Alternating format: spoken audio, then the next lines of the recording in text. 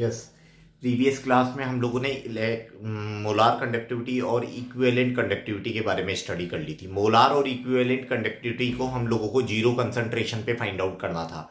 तो zero concentration पर find out करने के लिए हम लोगों ने एक इक्वेशन यूज में ली थी जिसको बोला था डिबाई-एकल इक्वेशन। डिबाई-एकल इक्वेशन जो थी बोलो अपन के पास, अपन ने जब यूज में ली तो जीरो कंसंट्रेशन पर अपन को मोलार कंडक्टिविटी फाइंड आउट करनी थी दो के लिए, एक तो स्ट्रॉन्ग के लिए और एक वीक के लिए। तो स्ट्रॉन्ग के लिए तो बोलो हम लोगों ने क्या कर दिया था, एक्सट्रापोलेटिंग करवा दी थी कर्व की। तो बोलो अपन के पास जीरो कंसंट्रेशन पर मींस लिमिटिंग मोलार कंडक्टिविटी हम लोगों को मिल गई थी। मगर तुम एक बात बताओ, क्या कर्व में वीक के लिए बताओ क्या अपन को लैम्डा एम नॉट बोलो अपन के पास अवेलेबल हुई थी या नहीं हुई थी? तो जीरो कंसंट्रेशन पर वीक के लिए मतलब वीक इलेक्ट्रोलाइट के लिए lambda am not limiting molar conductivity available नहीं हुई। तो बोलो अब अपन को क्या करना है, लिमिटिंग मोलार कंडक्टिविटी अवेलेबल नहीं हुई तो बोलो अपन को क्या करना है, हम लोग आज बोलो अपन के पास क्या वीक इलेक्ट्रोलाइट के लिए बोलो अपन के पास लैम्डा एम नॉट कैलकुलेट करेंगे। मगर लैम्डा एम नॉट कैलकुलेट करें इसके पहले बोलो अपन को मतलब वीक इलेक्ट्रोलाइट के लिए लैम्डा एम नॉट कैलकुलेट करने के लिए बोलो अपन के पास एक लॉ होता है। ये लॉ वीक इलेक्ट्रोलाइट के लिए लैम्डा एम नॉट के बारे में इंफॉर्मेशन देता है। तो ये लॉ क्या कहता है, ये कहता है कि जब भी कोई भी इलेक्ट्रोलाइट जीरो कंसंट्रेशन पर होता है, मतलब जीरो कंसंट्रेशन पर किसी भी इलेक्ट्रोलाइट, जैसे कोई इलेक्ट्रोलाइट ले लिया बोलो मैंने AB, तो AB इलेक्ट्रोलाइट की लिमिटिंग मोलार कंडक्टिविटी जो रहती है ना जीरो कंसंट्रेशन पर, वो केटाइन की लिमिटिंग मोलार कंडक्टिविटी और एनायन की लिमिटिंग मोलार कंडक्टिविटी के सम के क्या होती है बोलो इक्वल होती है। जीरो कंसंट्रेशन पर लिमिटिंग मोलार कंडक्टिविटी जो होती है वो केटाइन की लिमिटिंग मोलार कंडक्टिविटी और एनायन की लिमिटिंग मोलार कंडक्टिविटी, मतलब हर आयन जीरो कंसंट्रेशन पर अपना मैक्सिमम कंट्रीब्यूशन देता है कंडक्टिविटी में। तो जैसे मान लो कोई एक AB इलेक्ट्रोलाइट है, उसकी कंडक्टिविटी 100 है, तो बताओ 50-50 दोनों की हुई, मतलब ऐसे एक अज्यूम कर लिया मैंने, है ना। और जैसे बोलो अपन के पास क्या हुआ, AB की होनी चाहिए कितनी 100, मगर अभी अपन के पास आ कितनी रही है 40 आ रही है। 40 आ रही है मींस A+ ने अपना अभी मैक्सिमम कंट्रीब्यूट नहीं किया, B- ने भी अपना हाँ बस कंट्रीब्यूट कर दिया 20-20, बट उनकी मैक्सिमम एफिशिएंसी कितनी है 50, और B- की भी कितनी है 50, मगर वो अभी अपना मैक्सिमम दे ही नहीं रहे। क्यों नहीं दे रहे? बिकॉज अभी वो जो सॉल्यूशन है उस सॉल्यूशन में जीरो कंसंट्रेशन नहीं आई, उसमें अभी आयन इतनी दूर नहीं है। जीरो कंसंट्रेशन जब उनके बीच में आ जाएगी, जीरो कंसंट्रेशन का मतलब ये जब A+ और B- के बीच में लगने वाले सारे फोर्सेज क्या हो जाएं, जीरो हो जाएं, उनके बीच में कोई फोर्स ऑफ अट्रैक्शन नहीं लगे, हल्का फुल्का भी फोर्स ऑफ अट्रैक्शन लगेगा तो वो फ्रीली बहुत जोरदार तरीके से मूव नहीं कर सकेंगे। जैसे ही फोर्स ऑफ अट्रैक्शन लगना क्या हो जाएगा, बंद हो जाएगा। बंद मतलब A+ और B- एकदम फ्री फॉर्म में क्या करने लग जाएंगे, मूव करने लग जाएंगे। जब A+ और B- फ्री फॉर्म में क्या करने लग जाएंगे, मूव करने लग जाएंगे, तो वो अपनी मैक्सिमम एफिशिएंसी क्या करेंगे, शो करेंगे 50। ये भी क्या बोलो 50, मगर ऐसा कब होगा जब जीरो होगी। तो ये बात ओनली जीरो कंसंट्रेशन पर ही है कि AB इलेक्ट्रोलाइट की लिमिटिंग मोलार कंडक्टिविटी A+ की लिमिटिंग मोलार कंडक्टिविटी और B- की लिमिटिंग मोलार कंडक्टिविटी के सम के इक्वल होती है। फॉर एग्जांपल जैसे मेन्यू का हर आयन की अपनी पर्सनल होती है। जैसे मेन्यू का AB2 ले ले, तो AB2 लेते ही बोलो अपन के पास क्या हो जाएगा, लैम्डा नॉट ऑफ A+2, और ए तो एक ही है। अब B कितने हैं बताओ, जैसे मेन्यू का B- है तो B कितने, एक या दो है, ये दो है। तो केटाइन और एनाइन की मतलब लिमिटिंग मोलार कंडक्टिविटी की क्या होती है, सम के इक्वल होती है, each multiplied by the number of ions present in the formula unit of the electrolyte. हर को उससे मल्टीप्लाई करना पड़ता है जितने वो आयन होते हैं। जैसे फॉर एग्जांपल अगर मैं NaCl के लिए लगाऊं, यही कोल्डाउच लो है। जैसे मैंने कहा कि भाई NaCl के लिए लगाऊं, तो बताओ लैम्डा नॉट ऑफ क्या हो जाएगा बोलो Na+ plus lambda naught of क्या हो जाएगा बोलो Cl-। ये NaCl पर क्या लग गया बोलो, कोल्डाउच लो लग गया। तो यूं कहा कि अब अपन को जो लैम्डा एम नॉट की वैल्यू निकाली थी ना अपन ने, वो वीक इलेक्ट्रोलाइट की निकाली थी जो डिबाई-एकल इक्वेशन में फेल हो गए थे, है ना, वो आज अपन इससे निकालेंगे, है ना, वीक के लिए, है ना। स्ट्रॉन्ग के लिए तो किससे निकालनी थी बोलो, उसके लिए। तो अभी जैसे मैं 2-3 पर और लगाकर बताऊं, जैसे आपको ये लो, जैसे फॉर एग्जांपल MgCl2 क्या होता है, लैम्डा नॉट ऑफ क्या बोलो Mg+2 और लैम्डा नॉट ऑफ क्या बोलो अपन के पास Cl-। अब बताओ आपके पास यहाँ पर Mg+2 तो एक है, Cl- कितने, एक है, 4 है, 2, तो यहाँ पर 2 से क्या कर दो बोलो में मल्टीप्लाई। अब एक और बात बताओ, लैम्डा नॉट ऑफ क्या बोलो Al2SO4 का क्या बोलो होल थ्राइस। तो एक बात बताओ, लैम्डा नॉट ऑफ Al2SO4 का होल थ्राइस, आयन कितने वो देखेंगे, आयन कौन कौन से आप बताओ, कौन सा आयन है, एक तो है Al+3 आयन है, और एक क्या है बोलो अपन के पास क्या है SO4-2 आयन है, ये दो आयन है। अब बोलो मेन्यू का यहाँ पर प्लस मगर एल्यूमिनियम आयन कितने यहाँ पर 2, each multiplied by the number of ions present in the formula unit of the electrolyte 3 से यहाँ पर मल्टीप्लाई कर देंगे। क्लियर? तो ये क्या था, कोलडाउस लॉ था। तो अपन को एक पर्पस क्लियर होना चाहिए कि हम लोग स्टडी क्यों कर रहे हैं इस लॉ की, क्या रीजन है इसकी स्टडी करने का। तो इसकी स्टडी करने का रीजन क्या है, सुनना। इसकी स्टडी करने का रीजन है बोलो अपन के पास क्या, कि हम लोगों को वीक इलेक्ट्रोलाइट के लिए डी/हैकल इक्वेशन लैम्डा एम नॉट की वैल्यू नहीं बता पाई थी। तो वीक इलेक्ट्रोलाइट के लिए लैम्डा एम नॉट की वैल्यू नहीं बता पाई थी। कौन नहीं बता पाया था लैम्डा एम नॉट की वैल्यू वीक इलेक्ट्रोलाइट के लिए? डी/हैकल इक्वेशन, वो फेल हो गई थी। तो हम लोग वीक इलेक्ट्रोलाइट के लिए लैम्डा एम नॉट की वैल्यू कैसे कैलकुलेट करें? लैम्डा एम नॉट को बोलते हैं लिमिटिंग मोलार कंडक्टिविटी।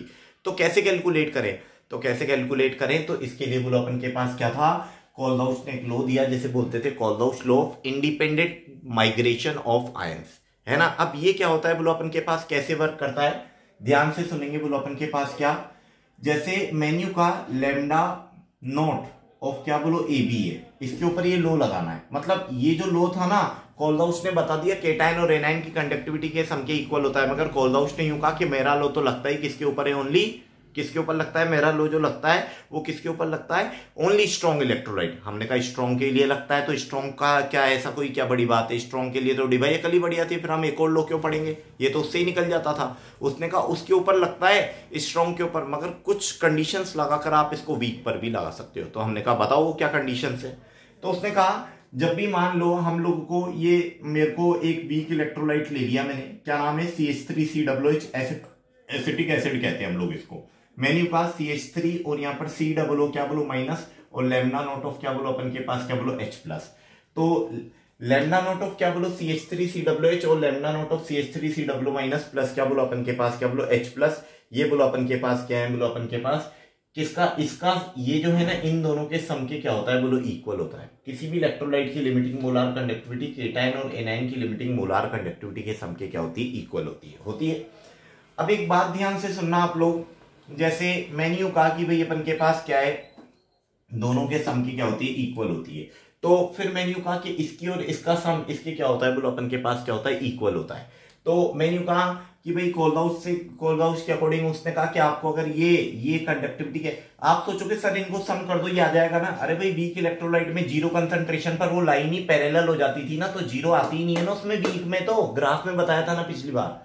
अब यूं कहें कि कोलडाउस ने कैसे निकाल के बताई, उसने कहा आपको अगर इस वीक इलेक्ट्रोलाइट के बारे में सोचना है तो आपको क्या कर लेनी है बोलो, अपन के पास 3 स्ट्रॉन्ग इलेक्ट्रोलाइट लेने पड़ेंगे। हमने कहा ठीक है 3 स्ट्रॉन्ग इलेक्ट्रोलाइट ले लेते हैं। हमने एक तो क्या ले लिया बोलो NaCl ले लिया, एक क्या ले लिया बोलो अपन के पास CH3, यहाँ पर COONA ले लिया, है ना, और एक क्या ले लिया बोलो अपन के पास क्या, एक मैंने क्या ले लिया NaCl के बजाय मैंने क्या ले लिया HCl ले लिया, और यहाँ पर बोलो अपन के पास क्या ले लिया, एक क्या ले लिया बोलो NaCl ले लिया। ये 3 स्ट्रॉन्ग इलेक्ट्रोलाइट है। अब तुम्हारे मन में पता ही है जब मैंने 3 स्ट्रॉन्ग इलेक्ट्रोलाइट लिखे ना, तो क्वेश्चन क्या रहा होगा, तुम्हारे मन में ये क्वेश्चन जनरेट हो रहा होगा कि सर ये जो 3 इलेक्ट्रोलाइट आपने बताए आपको तो याद थे, हम कैसे इमेजिन करेंगे कि ये 3 इलेक्ट्रोलाइट कौन से होने चाहिए। तो ये 3 इलेक्ट्रोलाइट कौन से होने चाहिए इसका भी बोलो हम लोग पता लगाएंगे, है ना। इसका भी मैं आपको एक मेथड बताऊंगा कि आप लोगों को कोई भी एक वीक इलेक्ट्रोलाइट दे दिया जाए, मान लो या तो यही है, मगर मेंस वगैरह में जब आपको कोई सा भी एक अननोन वीक इलेक्ट्रोलाइट दे दिए जाए तो उसके लिए आपको 3 नए कैसे सेलेक्ट करने हैं, उसका भी मैं एक मेथड यहां पर आपको सजेस्ट कर दूंगा। देखो जैसे अपन के पास सबसे पहले स्ट्रॉन्ग इलेक्ट्रोलाइट है, तीनों के लिए अपन कोलडाउस लॉ लगाए सबसे पहले। तो यहाँ पर लैम्डा नॉट ऑफ, जल्दी बताओ, HCl क्या होता है, lambda naught of H plus plus lambda naught of क्या बोलो Cl माइनस। अगला क्या होता है, lambda naught of CH3COONA, lambda naught of CH3COO minus means lambda naught of Na plus, और यहाँ पर क्या हो जाएगा लैम्डा नॉट ऑफ क्या Na plus plus lambda naught of क्या बोलो अपन के पास Cl minus. This is equation 1, this is equation 2 and this is equation 3। ये 3 तरह की इक्वेशन हो गई हम लोग के पास, जिसमें कोलडाउस लॉ बोलो हम लोगों ने किसके ऊपर लगाया, ओनली स्ट्रॉन्ग इलेक्ट्रोलाइट तीनों के ऊपर लगा दिया। अब हमने पूछा कोलडाउस से कि भाई अब क्या करना है, उसने कहा कि आपको जिस वीक इलेक्ट्रोलाइट की लिमिटिंग मोलार कंडक्टिविटी कैलकुलेट करनी है, जिस भी वीक इलेक्ट्रोलाइट की लिमिटिंग मोलार कंडक्टिविटी हमें इसकी करनी है, आप नजरें वहीं रखना, हमें किसकी लिमिटिंग मोलार कंडक्टिविटी कैलकुलेट करनी है, इसकी करनी है। तो जिस भी इलेक्ट्रोलाइट की लिमिटिंग मोलार कंडक्टिविटी आप लोगों को क्या करनी है, कैलकुलेट करनी है, जिस इलेक्ट्रोलाइट की लिमिटिंग मोलार कंडक्टिविटी कैलकुलेट करनी है, उसमें जो आयन आपको 2 नजर आ रहे हैं आपको भी नजर आ रहे हैं, तो इन तीनों में वो दो आयन सर्च करो, इन तीन में से वो दो आयन जिन दो इक्वेशन में आपको नजर आ रहे हैं उन दोनों इक्वेशन को सम करके तीसरी बची में से सब्ट्रैक्ट कर दो। आप देखो यहां पर दो आयन कौन से, CH3COO- और H+। बताओ पाए CH3COO- और H+। आप देखो, आपको दिमाग लगाना है, एक तो ये रहा और एक ये रहा, ये रहे दोनों। मतलब मैंने क्या कहा, जिन भी दो इक्वेशन में हमेशा किसी के भी ऊपर, इसी पर ही नहीं सभी में यही लगेगा, तो इन दोनों को ऐड कर दो। ऐड कर दिया और इसमें से क्या करते हैं, सब्ट्रैक्ट करते हैं। करके देखते हैं हम लोगों को अभी कुछ भी आइडिया नहीं है कि क्या होगा, है ना। फॉर एग्जाम्पल आपको दिख तो रहा है नीचे का पोर्शन। तो मैंने क्या कर दिया बोलो, अपन के पास क्या, मैंने इन तीनों को ऐड करने के बारे में सोचा कि भाई अपन के पास तीनों को ऐड करने के बारे में क्या करें बोलो, अपन के पास क्या करें, विचार करें। तो मैंने क्या कहा, पहले इन दोनों को ऐड करूं, तो ऐड करेंगे तो बोलो अपन के पास क्या हो जाएगा, लैम्डा नॉट ऑफ क्या बोलो HCl plus lambda naught of CH3COO-Na। इन दोनों का सम इसमें से सब्ट्रैक्ट कर दे, माइनस का क्या हो गया, लैम्डा नॉट ऑफ क्या हो गया, NaCl हो गया। ये साइड तो हो गई कंप्लीट। अब क्या करें बोलो, अपन के पास इन दोनों इक्वेशंस का सम, तो इन दोनों इक्वेशन का सम क्या हो जाएगा, लैम्डा नॉट ऑफ क्या हो जाएगा H plus lambda naught of क्या Cl minus plus lambda naught of CH3COO minus plus lambda naught of क्या Na plus minus this term minus lambda naught of क्या बोलो Na plus minus lambda naught of क्या Cl minus. अब अपन को इनकी जरूरत नहीं है, मैं इधर साइड को रफ कर देता हूं। आप देखना बोलो हम लोगों के पास क्या नया डिसीजन निकल कर आ रहा है ना। आप देखो मेन्यू का कि जैसे अपन के पास क्या है, ये आया। अब एक बात बताओ, यहां पर Na प्लस है, ये पॉजिटिव वाला Na प्लस नेगेटिव वाले से कैंसिल, ये वाला इससे क्या बोलो कैंसिल। तो इधर की साइड क्या बचा बोलो हम लोगों के पास, इधर बचा लैम्डा नॉट ऑफ क्या, lambda naught HCl plus lambda naught of क्या बोलो CH3COO-Na minus lambda naught of क्या NaCl will be equals to, कितनी टर्म्स बची, एक तो ये बची और एक ये बची, क्या बचा, लैम्डा नॉट ऑफ क्या CH3COO minus plus lambda naught of क्या H प्लस। क्लियर। तो इन दोनों का सम तो किसके इक्वल था, लैम्डा नॉट ऑफ क्या CH3COOH के, है ना। तो मतलब अपन के पास लैम्डा नॉट ऑफ क्या बोलो, अपन के पास HCl plus lambda naught of क्या CH3COO-Na, है ना, और माइनस क्या लैम्डा नॉट ऑफ क्या बोलो अपन के पास क्या NaCl। ये अगर अपन के पास इन तीन स्ट्रॉन्ग इलेक्ट्रोलाइट की लैम्डा एम नॉट वैल्यू अपन को बताओ, एनसीईआरटी में क्वेश्चन भी है, इसका और इसका वैल्यू दिया हुआ है और अपन से क्या पूछा है, ये पूछा है एनसीईआरटी में। जब आप उस न्यूमेरिकल को एग्जांपल है ना, एग्जांपल शायद 3.2 ऐसे कुछ होगा, आप देखना। तो मेन्यू का वो मैं भी करवाऊंगा आपको। लैम्डा नॉट ऑफ जैसे अपन के पास इसको CH3COO को वो AC बोलते हैं, AC, और H ये H, तो इसको HAC लिखा हुआ होगा उन्होंने। जैसे लैम्डा नॉट ऑफ क्या है बोलो CH3COO-Na ना, तो CH3COO को तो क्या लिखेंगे AC, Na पहले लिखते हैं बुक वाले, Na और फिर क्या बोलो AC। तो आप समझ जाना मतलब क्या है। और आप उसमें ये देखोगे कि इन तीनों की वैल्यूज उस एग्जांपल में बोलो हम लोगों को दी हुई है और अपन को ये वैल्यूज वहां पर पुट करनी है और लैम्डा नॉट ऑफ CH3COOH क्या फाइंड आउट करना है। आप यूं मत सोचना कि भाई हम लोग के पास तो बुक नहीं है, नेट से आप लोग ये एनसीईआरटी की बुक और एनसीईआरटी एग्जाम्पलर जो कि नीट और मेंस के लिए, उसको भी आप लोग क्या कर लें बोलो अपन के पास डाउनलोड करके रखें अपने पास, है ना। तो बुक्स वगैरह की ज्यादा चिंता नहीं, मगर अपन के पास ये तीनों वैल्यूज अगर पता हो तो बताओ हम लोग ये वैल्यू कैलकुलेट कर सकते हैं या नहीं कर सकते, कर सकते हैं। तो ये बोलो हम लोगों के पास एक क्या हो गया बोलो डिस्कशन हो गया। अब जैसे मैं आप लोगों को आगे जो बता रहा हूं कि भाई अपन के पास सेकंड जो है बोलो अपन के पास सेकंड है डिग्री ऑफ डिसोसिएशन कैलकुलेट करना। क्या कैलकुलेट करना, डिग्री ऑफ डिसोसिएशन।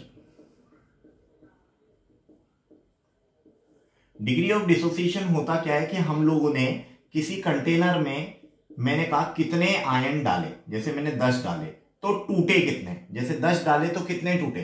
तो मान लो मैंने तो यूं निकाला, अगर स्ट्रॉन्ग इलेक्ट्रोलाइट होगा तो मैंने 10 डाले और 10 के 10 ही टूट गए, मींस अल्फा की वैल्यू क्या गई 1। अगर मैंने वीक डाला होता तो मान लो मैंने 10 डाले तो 6 टूटते, 5 टूटते, 7 टूटते, मतलब पूरे नहीं टूटते, उससे थोड़े से कम टूटते जितने मैंने डाले। तो बताओ जितने डाले उससे थोड़े कम टूटते, तो बताओ बोलो अपन के पास क्या हुआ। मान लो मैं 6 डालता तो 0.6, 7 डालता 0.7, मतलब जो भी वैल्यू आएगी ना वो ऑलवेज क्या आएगी, लेस देन 1 आएगी। अच्छा बताओ ऐसा तो नहीं हो सकता मैं 10 डालू और 11 टूट जाए, मींस अल्फा की दो ही वैल्यूज हो सकती है, एक तो अल्फा की वैल्यू इक्वल टू 1 और एक अल्फा की value less than 1। Less than 1 मतलब डिसोसिएशन लेस देन 1 किसके लिए आएगा, वीक के लिए, है ना। अल्फा की वैल्यू दो हो सकती है ना, दो। एक तो अल्फा की वैल्यू क्या हो सकती है, जल्दी बताओ। एक तो अल्फा की वैल्यू क्या हो सकती है, अल्फा की वैल्यू दो हो सकती है। एक तो क्या हो सकती है, इक्वल टू 1। इक्वल टू 1 किसके लिए होगी, जल्दी बोलो, किसके लिए होती है, इक्वल टू 1 स्ट्रॉन्ग के लिए। और अल्फा की वैल्यू लेस देन 1 किसके लिए होगी, बोलो अपन के पास, वीक के लिए। तो वीक के लिए अल्फा की value means degree of dissociation, जिसको अल्फा से रिप्रेजेंट करते हैं, तो अल्फा ऑलवेज लेस देन 1 होगा। मगर लेस देन 1 होगा अल्फा, अल्फा क्या होगा, लेस देन 1। मगर लेस देन 1 में कोई भी वीक इलेक्ट्रोलाइट ले लिया, जैसे मैंने CH3COOH ले लिया, मगर वो लेस देन 1 कितना होगा, 0.6, 0.7, 0.65, 0.69 कितना होगा, लेस देन 1। तो बहुत सारी वैल्यूज है। इस बात की कैलकुलेशन बोलो हम लोग किससे करते हैं, बोलो कोलबाउस लॉ से करते हैं। अब कोलबाउस लॉ में बोलो अपन के पास हम लोग अल्फा निकालते हैं, इसका एक फॉर्मूला होता है। तुम एक बात समझो कि वो कितना टूटा, कोई भी डिसोसिएट कितना हुआ, डिसोसिएट उतना ही होगी, कोई भी चीज उतनी ही डिसोसिएट होगी जितने उसके अंदर आयन है। तो आयन, नंबर ऑफ आयन से पता लग जाएगा, और नंबर ऑफ आयंस आ गए तो जितने नंबर ऑफ आयंस ज्यादा उतनी कंडक्टिविटी भी क्या ज्यादा। तो बताओ, सबसे ज्यादा आयन जब टूटते हैं तो कंडक्टिविटी सबसे ज्यादा होती है। मान लो 10 के 10 आयन टूटे हुए, तो उस टाइम पे कंडक्टिविटी मैक्सिमम होगी। तो कंडक्टिविटी मैक्सिमम है, तो मैक्सिमम कंडक्टिविटी तो कौन सी होती है, लैम्डा m नॉट होती है। ये मैक्सिमम कंडक्टिविटी है।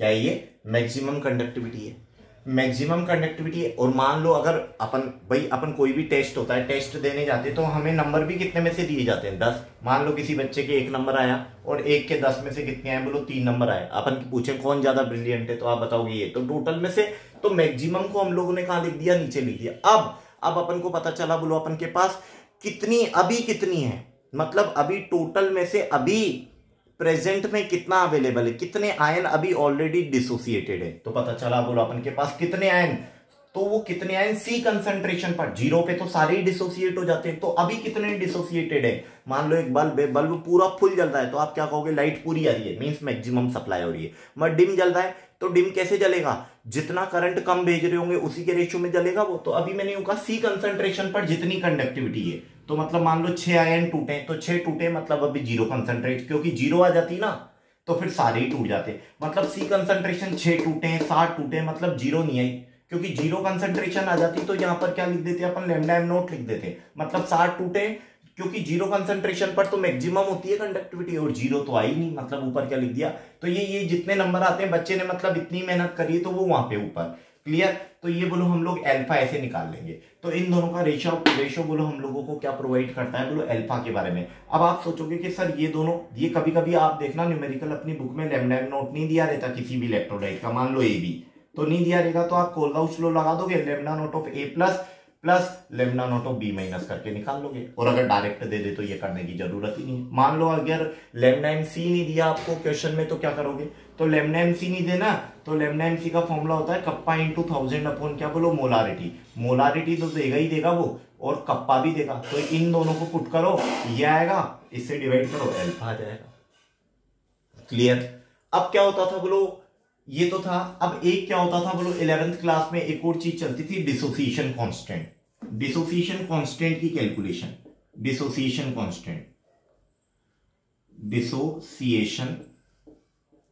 कांस्टेंट। तो डिसोसिएशन कांस्टेंट के बारे में बोलो अपन के पास क्या करें, समझे कि डिसोसिएशन कांस्टेंट क्या होता है, कि कोई भी डिसोसिएशन कांस्टेंट बोलो हम लोग कैसे कैलकुलेट करें डिसोसिएशन कांस्टेंट। तो मैं बताऊं आपको, डिसोसिएशन कांस्टेंट, एक AB इलेक्ट्रोलाइट ले लो। 11th क्लास में क्या था, आयनिक इक्विलिब्रियम में अपन ऐसे पढ़ते थे, अपन यहाँ पर 1 मोल लेते थे इनिशियली, शुरू में तो ये बनते ही नहीं थे, फिर यहाँ पर लेते थे 1 माइनस अल्फा या अल्फा, फिर C इंटू 1 माइनस अल्फा, ये 11th का बता रहा हूं मैं, C अल्फा। अब इक्विलिब्रियम कांस्टेंट लिखते थे तो कैसे लिखते थे, A प्लस मल्टीप्लाइड बाय क्या बोलो, B माइनस अपॉन क्या, AB लिखते थे। अब बताओ A प्लस की वैल्यू कितनी है, A प्लस की value C alpha, B minus की वैल्यू भी C अल्फा, और AB की वैल्यू कितनी है बताओ, AB की value C into 1 minus alpha, C से C कैंसिल, बताओ C अल्फा स्क्वायर अपॉन, मतलब ये AB लिखते थे हम लोग, है ना। अब ये लिखते थे ना AB, तो अब A प्लस की वैल्यू देखो कितनी हो जाएगी बोलो हम लोगों के पास, ये A प्लस की value K is equal to, यहाँ पर A प्लस की वैल्यू बताओ कितनी है, C अल्फा है, अब B माइनस की वैल्यू भी C अल्फा, और AB की वैल्यू बताओ, AB की कंसंट्रेशन कितनी है, C इंटू 1 माइनस अल्फा।